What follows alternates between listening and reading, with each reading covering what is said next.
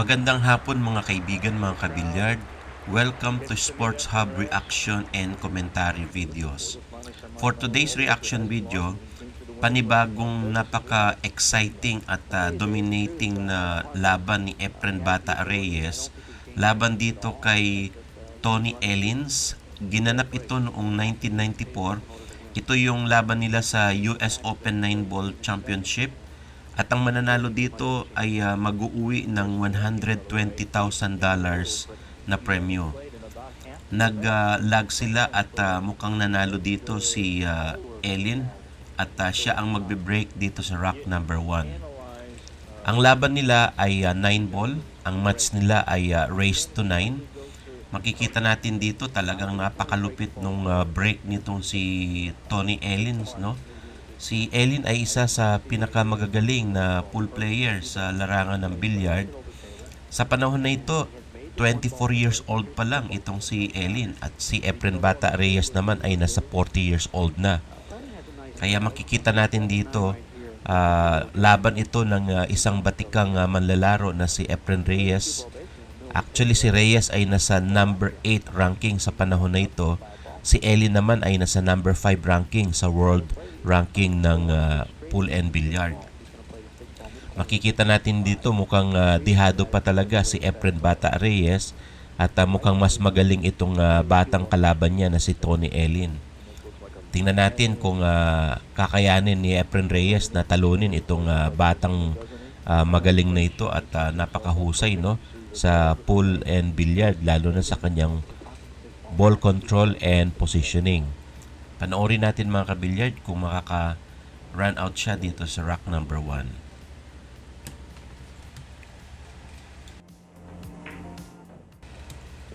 Napakahusay nga niya mga kaibigan, no? Last 2 balls na lang dito si Tony Ellin sa rack number 1. At mukhang maganda pa ang kanyang ball positioning sa ball number 8. Napakahusay niya sa kanyang ball control. Napansin ninyo ang lupit ng kanyang backspin. At pasok ang 9. 1-0 score natin dito. Talagang pinapakita dito na napakahusay ni Tony Ellin. Ang kanilang format ay winner's break, no? So si Ellin pa rin ang magbe-break dito sa rack number 2. Very solid and very hard. Notice the cue ball right there in the middle of the table. He's pocketed the 8 ball. But he's got a bad break. The 7 ball is blocking his shot to the 1 ball. Mapapansin ninyo yung break dito ni Tony Ellin, talagang napakahusay at napakalakas. Halos sumabog yung bola sa kanyang tira, no? Kaya ito, napansin ninyo na kapag pasok siya ng 8 ball, kaya meron siyang panibagong tira dito sa ball number 1. Pero mukhang may harang, no, na sa is dito sa kanyang tira. Tingnan natin kung tamaan ni Ellin itong 1 ball at magkaroon siya ng safety play. He was masterful against Hall in the quarters. Can't get this far without playing good safety. Safeties is very important. I imagine Efren will not elect to play a safety. Mukhang hindi kinaya ni Ellin doon kaya nag-push na lang siya. Back to table naman si Reyes. Tingnan natin kung anong diskarte ni Reyes dito.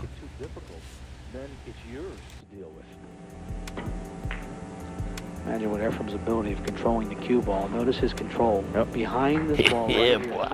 Napakahusay ng counter safety ni Reyes. At mapapansin ninyo talagang medyo relax pa siya dito kaya binalik niya kaagad itong table na merong harang, no, dito sa ball number 1. Panoorin natin kung kakayanin niyang i-kick itong ball number 1. We call it a kick shot because he's making the cue ball hit a rail first and then trying to hit the 1 ball. That's really one of the techniques that the man from the Philippines has mastered. And didn't he, when he really came over several years ago, introduce that strategy, that type of thinking to the American players? Well, Tony's missed an easy kick. I was surprised at that. Tony should have hit that ball. Dahil sa tira na yan at hindi tinamaan, na foul dyan si Ellin at ball inhan naman kay Reyes. At dito pa lang alam na ni Reyes na kung ano ang weakness nitong si Tony Ellin, no? Mahina siya sa mga kick shots at sa mga angle. Kaya dito basang-basa na ni Reyes kung paano niya talunin itong kalaban niyang batang pool player na si Tony Ellin. Pagmasdan natin mga kaibigan, mga kabilyard, kung paano i-run out ni Reyes itong rack number 2. Rail, so he's going to bring the cue ball over for the 4 ball. Well, he stopped that on the dime. Nice position. His speed is perfect. Most likely hit the 4 ball very easy and play the 5 ball in this corner down here. See, he's got the straight in shots. I see. Notice where the 6 ball is. He'll leave himself an angle on the 6 ball so that he can come up table for the 7 ball. Made the 8 on the break. When you play at this level, you think about 3 shots ahead. Well, it depends, Dave, on the table. If the table's laid wide open like that, we're planning basically almost the whole rack out. Especially if there's a trouble ball, we know what shot we're going to break it open on and stuff.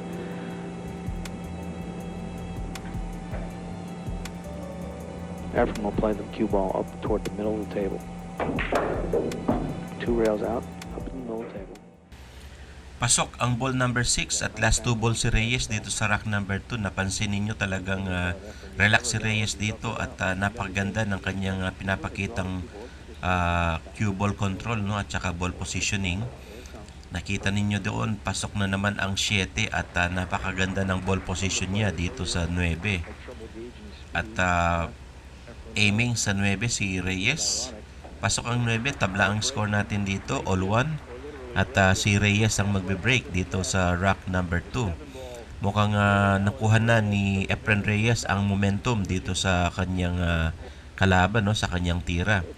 At mapapansin natin dito si Reyes ay hindi talaga siya magbibigay dito sa kanyang kalaban na si Tony Ellins.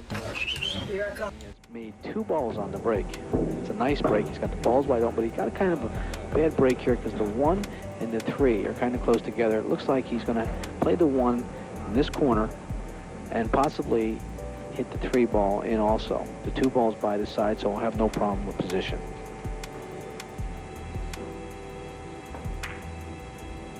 Got the 1 to go and brings it back to 0 in on the 2, and the 3 did kind of make a move toward the hole to tease you, wouldn't go. Now he's concerned about the 5 and the 9 ball. Okay, they're a little close together. He wants to make sure he gets the right position on the 5, so he'll probably play the 2 and then play position and leave an angle on the 3 ball so that he can play the cue ball in the middle of the table. He'll want to bring the cue ball up here somewhere for the 5 ball, making sure that the 9 ball's not in the way. You talked about the way his stroke works. It's a little unorthodox. It may be like a Chichi Rodriguez or a Lee Trevino. It's a different windup than most of us players are used to. Now he's played the cue ball a little bit farther than the center of the table. He wanted to make sure he had a shot. He wasn't taking a shot. Mapapansin ninyo dito sa tira ni Reyes na yan, no, napaka-relax ni Reyes at mahusay yung kanya mga cue ball control and ball positioning. At eto, last 3 balls si Reyes dito sa rack number 3. Mukhang makaka-run out siya dito dahil sa position ng mga bola na ito. At aiming si Reyes sa 7 ball sa side pocket. Kumuha siya ng magandang position dyan. At ito, mukhang basic na tira para dito sa dalawang natitirang bola. Pasok ang 8, nag-stop ball si Reyes dyan at mukhang hindi mapakali itong si Tony Ellin. Pasok ang 9. 2-1 ang score natin dito. Lamang na ng 1 punto si Reyes. At makita natin si Reyes pa rin ang magbe-break dito sa rack number 4. May isang bola na pumasok at may available shot si Reyes sa ball number 1. Panoorin natin kung makaka-break and run siya dito sa rack number 4. He'll play the 1 ball in the corner and bring the cue ball back out for the 2 ball on the side. Everything wide open here. Low right-hand English he'll use here. 1 back out in the middle of the table. 2 ball. Absolutely ideal. He's He's going to have to come back to the bottom rail, it looks like, unless he can hit this real easy. It looks like he can play it real softly. He does. He leaves himself an angle on the 4-ball. The reason he does that is because he wants to bring the cue ball off the rail and back out in the middle table over here for the 5-ball. And the pros prefer a slight angle, don't they? They can do more with the cue ball, bringing it back. It helps you to play position easier. Okay, you notice he'll leave himself an angle on the 5-ball. And he'll play the 5-ball in the corner, and he'll use left-hand English and bring the cue ball over to the other side for the 6-ball in the same pocket.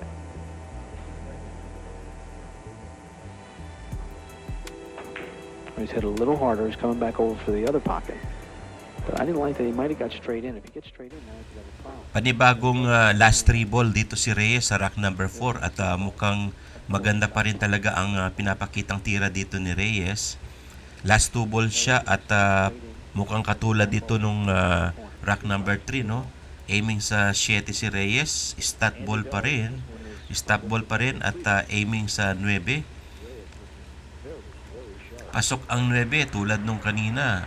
At ito, 3-1 ang score natin. Lamang ng 2 si Reyes sa kanyang tira na ito at naka-break and run siya dito sa rack number 4. Si Reyes pa rin ang magbe-break dito sa rack number 5. Napakahusay.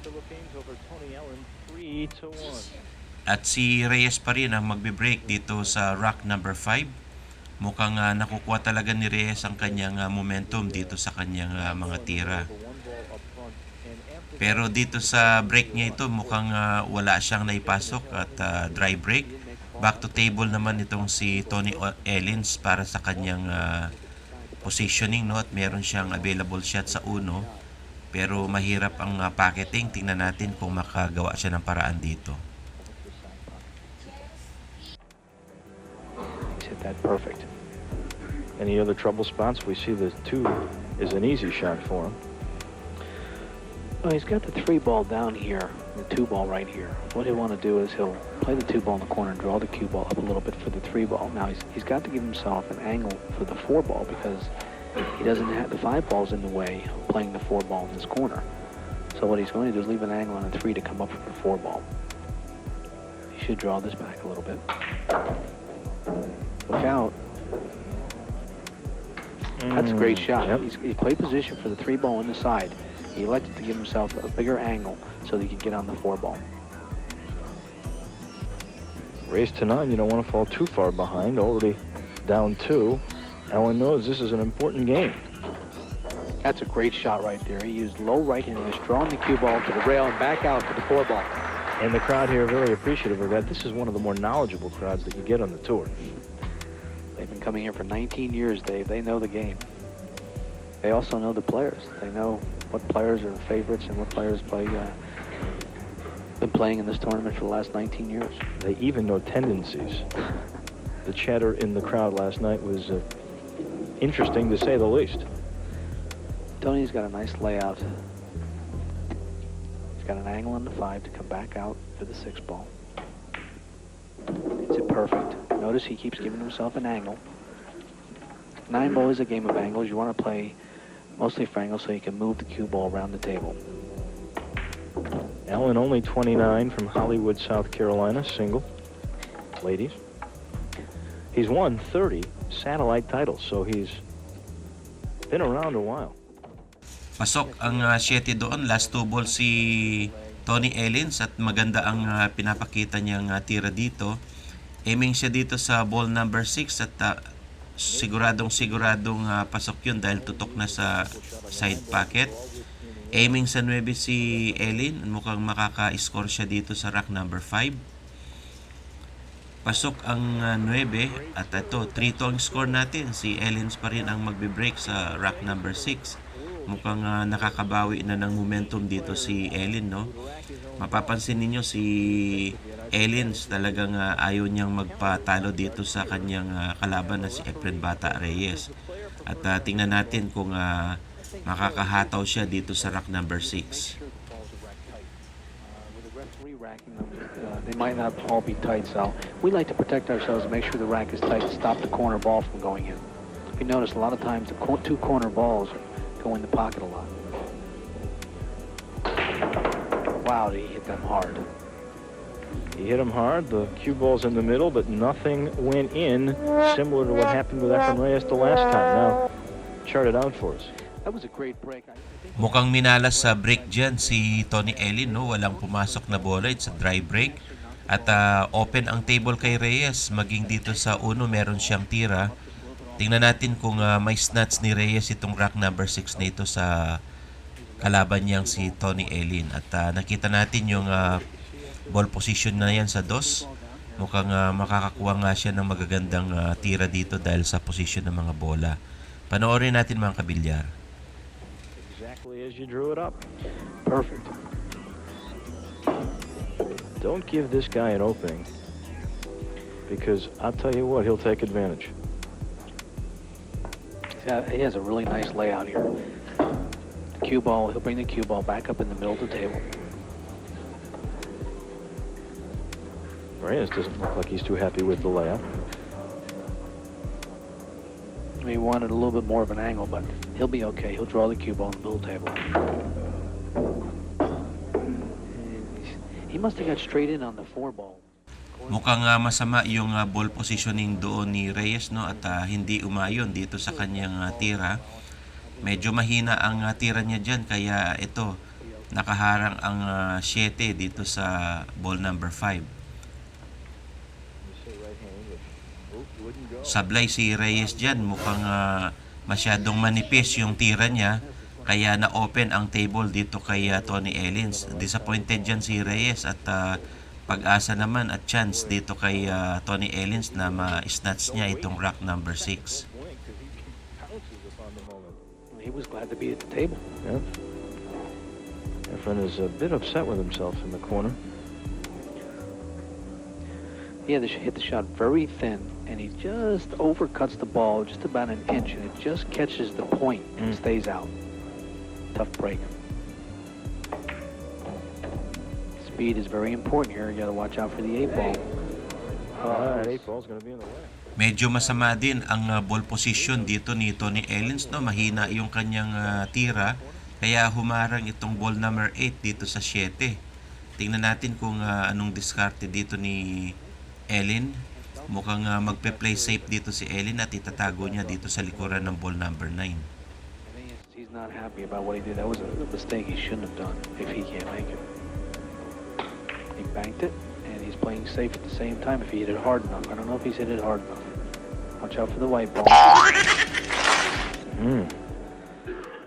Mukhang sablay yung kanyang plano na itago itong ball number 6, no? Itong ball number 6 dito sa likuran ng 9, pero mahina pa rin kaya open ang table kay Reyes. Pasok ang 6 at pasok ang 7, kaya ito may available na tira si Reyes dito sa 8 at mukhang minalas talaga dyan si Ellin, kaya very disappointed si Ellin dyan. At mukhang may snatch pa ni Reyes, no? Itong rack number 6. Aabanti ulit ng isa pang puntos dito si Reyes. At ito, pasok ang 9. 4 ang score natin, lamang ng 2 puntos si Reyes. At siya pa ang magbe-break dito sa rack number 7.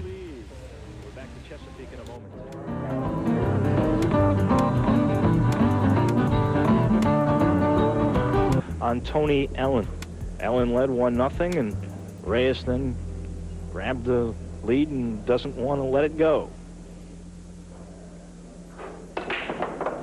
Oh, Efren's let the cue ball fly. You notice the cue ball went around 3 rails, and I think he's going to get a bad break here. Maganda pa rin ang break dyan ni Reyes. May pumasok na bola at meron siyang available shot dito sa ball number 1, pero napaka-rigid ng posisyon.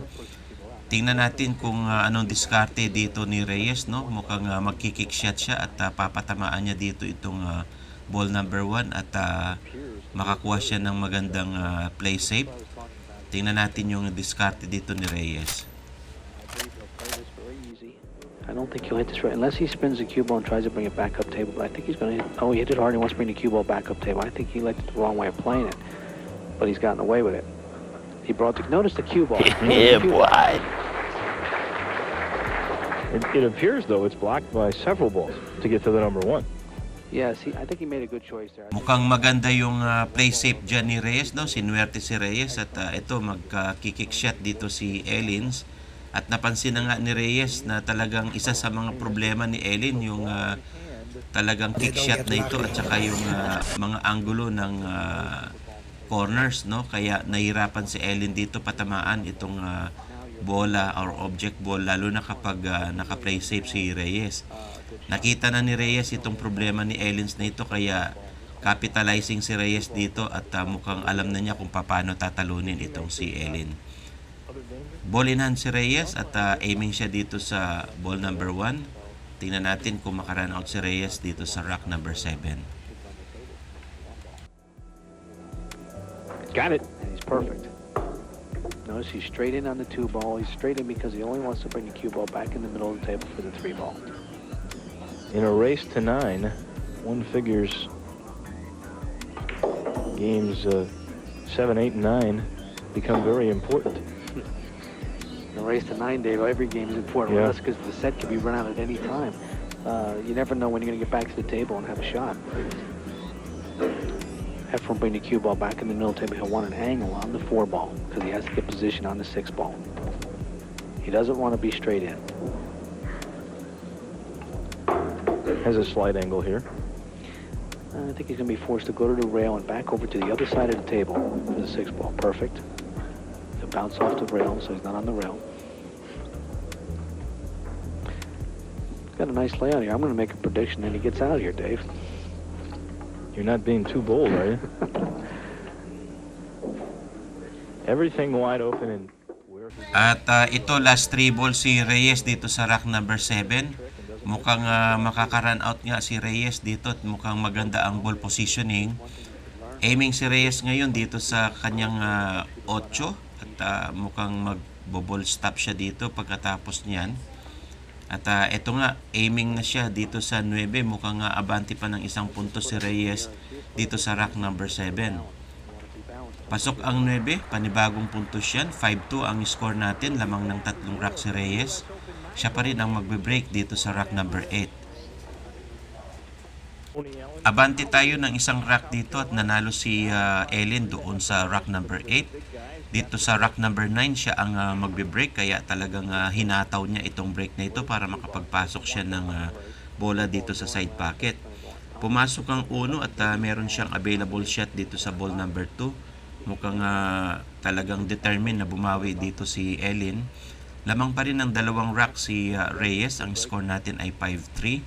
At si Ellin ang tumitira dito sa rack number 9. in this match, but that nice combination goes. I didn't like what he did there. He let the cue ball go into those balls, and he's actually hit himself from the 2 ball. Now the 2 ball's over here, and now he's forced to shoot a kick shot. The He's 1 going to and jump the 6 already out of there, but he's got to get to the 2. He elected to shoot a jump shot there, which I thought was the wrong choice, because even if he had jumped over the ball... Mukhang disregarding ni Ellin yung mga ball positioning sa tira niya na yan, no? At mali pa yung kanyang pag-jump shot, kaya na-foul siya doon. Ball in hand naman dito kay Reyes, kaya capitalizing si Reyes dito sa pagkakamali ni Ellin. Makikita natin na sobrang relax pa rin si Reyes at napakataas ng kumpiyansa niya na matatapos niya itong rack na ito dahil nasa mga position nga nitong mga natitirang bola dito sa rack number 9 at mukhang minamalas talaga dito si Ellin at sinuswerte naman si Reyes. Panoorin natin mga kabilyard kung makarun out nga si Reyes dito sa rack number 9. Some of them look like a broom handle and stuff. It was getting a little bit ridiculous, and you didn't need the skill that these guys possess to do that, and it was unfair for a guy who really can make that shot without a specialty stick. Yeah, I happen to think that Don Mackey, the commissioner of the Pro Billiards Tour, made a good choice there. Pasok ang 7 at ito aiming na si Reyes dito sa 8. Last 2 ball ni Reyes dito sa rack number 9. At pasok ang 8, maganda ang ball position dito sa 9. Mukhang talagang hindi na pagbibigyan ni Reyes itong kalaban niya na si Tony Ellin, no? At ang score natin ngayon mga kaibigan, mga kabilyard, ay ito additional 1 point. 6-3 ang score, kalahati. At si Reyes pa rin ang magbe-break dito sa rack number 10. Plenty of pool to be played. Remember, Ellin's whole tournament has been coming from behind or playing close matches, going to the very end. All these have been races to 13 other than these semifinals and finals. And he's never let up when he's been down, but he does look a little perplexed at the moment. He's not happy, Dave. I can tell you that. He's made a few mistakes that he shouldn't have made.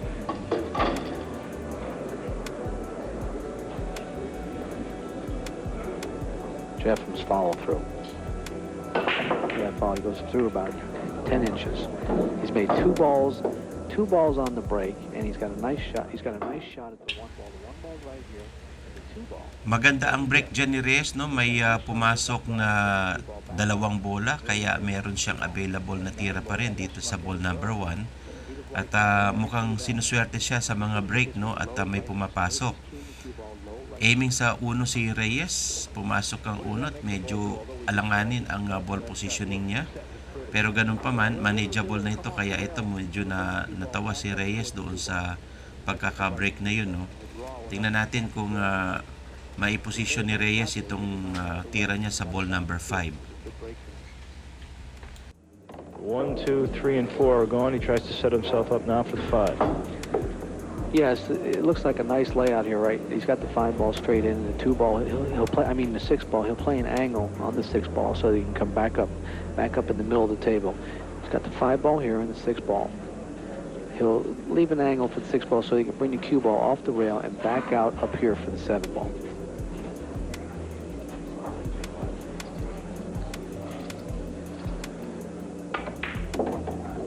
Notice him drawing the cue ball back. And I believe he'll come out 2 rails in the middle of the table. Unless he wants to draw the ball. It's hard to tell from here. 1 rail. There it is, 1 rail. Okay, it's okay if he had... Pasok ang 6, maganda ang tira ni Reyes dyan. At last 3 ball si Reyes dito sa rack number 10. Mukhang makaka-run out na naman talaga si Reyes dito, no? At ito nag-backspin ng konti para diretso ang tira dito sa 8. Mukhang kakabid lang ng pakaliwa itong si Reyes para sa posisyon niya dito sa 9. Pasok ang 9, konting backspin, kaya aiming siya dito sa side pocket, mas madali yung position. Pasok ang 9 at yan ang score natin, 7-3, at lamang na lamang dyan ang 4 na puntos si Reyes. Mukhang hindi talaga pagbibigyan na ni Reyes ito, no? 7-3 ang score natin at mukhang maganda ang mood ni Reyes dito dahil lamang siya ng 4 na puntos kay Ellin. At si Reyes pa rin ang magbe-break sa rack number 11. Efren Reyes in semi-final number 1, putting on a display here of how you play this game. Commanding 7-3 lead, and the Filipino has the break.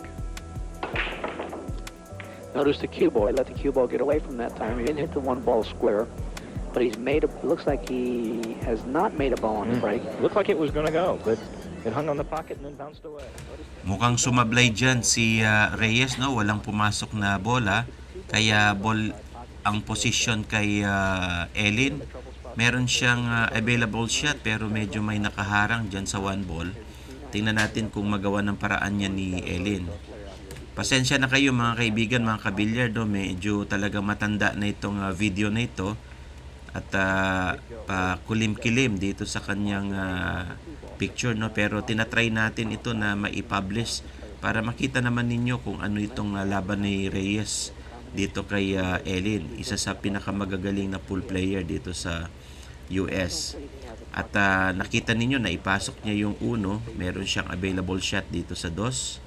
At mapapansin natin dito talagang tumitira siya at meron siyang available combination shot para dito sa 9.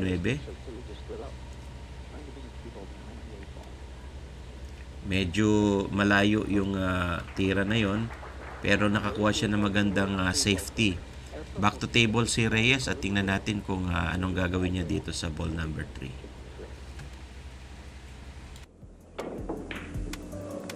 Look out for the white ball. Watch out. He tries to hide the ball. This is what Efren does so well. Yeah. Notice he's kicked the 3-ball and he's left a long, tough shot for Tony Ellin.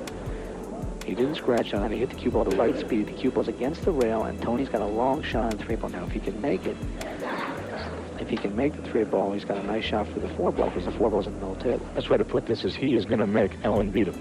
He's not giving him anything. Definitely. Great shot. Tony's made a nice shot. Look out for the side pocket. Oh. Well, he's lucky there he didn't scratch. Although he had no choice. He had to just let the cue ball go. Breathing a little bit easier after that nice kick off the pocket. Tony's going to be forced to play a combination on the 5-9. After he makes the 4-ball in the corner, he's going to come over for the 5-9 combination, I believe.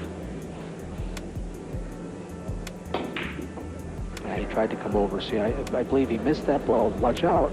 Watch out. 4-ball may go. There it is. It goes. You think that was the intention? No, I know it wasn't the intention. But he, instead of playing the combination, he elected to go for the run out, and I think that's what forced him to miss the 4-ball in the corner, but he made it in the other corner, so it doesn't matter. Kind of a tough break for Efren, but a nice break for Tony Ellin. You need those things when you're down 7-3. It's a nice little force follow shot. He hit it hard, brought the cue ball perfect speed down. He got an angle on it. Last 3 ball si Ellin at maganda ang ball position. Ito, last 2 ball, no? Aiming siya dito sa ball number 8. Maganda ang ball position sa 9. Mukhang hahabol talaga dito si Ellin. Nagmamadali siya ng tira. At ito, pasok ang 9. 7-4 ang score natin dyan. Mukhang hahabol nga si Ellin. Siya pa rin ang magbe-break sa rack number 12. It's new life for Tony Ellin. Dangerous part here, Dave, is anytime you step to the table, this guy's capable of running out, and so is Efren. Tony is capable of running out the match at any time because of his powerful break he has. And we mentioned he has been able to come back several times this week. Efren Reyes hasn't really had to play behind it all in this tournament. We told you he's murdered everybody. The only time he was down in this game was 1-0. Mukhang masama ang tira dyan ni Ellin, no? Kahit napakalakas ng tira, walang pumasok na bola, dry break. Kaya ito, back to table si Reyes. Mukhang meron siyang available shot doon sa 1 ball at kukuha ng ball position sa 2. Tingnan natin kung may snatch ulit ni Reyes itong rack number 11 na ito kay Ellins. Rack number 12 kay Ellins. Bounce off the rail. Now he's got the 3-ball down here. He's going to have to play position for it. So he's got an angle on the 2-ball, but he's going to have to do something with the cue ball here. He's going to have to elevate his cue and get some draw on it. He's going to hit it very low with right hand English, bringing it down to the side rail over here between where the 9-ball is. There it comes. Did he get there? Yes. Mm-hmm. That's a nice shot. But he still has his work cut out because the 4-ball is in a difficult spot. Because the 8-ball is blocking the pocket for the corner, so everything is just going to bounce off the rail here for the 4-ball and come down. There it is. Very nicely done. He controls that cue ball so nice. He's really on top of his game. He's made very few mistakes in this semifinal match. Perfect position. And notice for the 6, the 8-ball is blocking the pocket for the 6-ball. The 8-ball here is blocking the pocket for the 6-ball to go in that corner. So I believe he'll play position for the 6 in the side. So he's coming around the table. Here's elected to go 3 rails. He really feels confident. He's elected to go 3 rails and play the 6 in the corner. And that strategy really differs from some of the American players, doesn't it? They wouldn't hit as many cushions. No, we wouldn't make the cue ball travel as far. You know, he can make it travel just a little distance and get in position. Pasok ang 6, last 3 ball ni Reyes at maganda ang ball positioning niya dito sa 7. At kukuha siya ng angulo dito sa 8. Napakaganda nung kanyang ball positioning at eksakto doon sa pinakita ng commentator. At last ball si Reyes dito sa rack number 12 at mukhang makaka-run out siya dito. At sa last rack ni Reyes, no, nanalo si Reyes sa laban na ito. Thank you sa mga nanood. See you on my next video. Puro talo naman sila. Hindi nila alam yung tira ko kung magaling o hindi.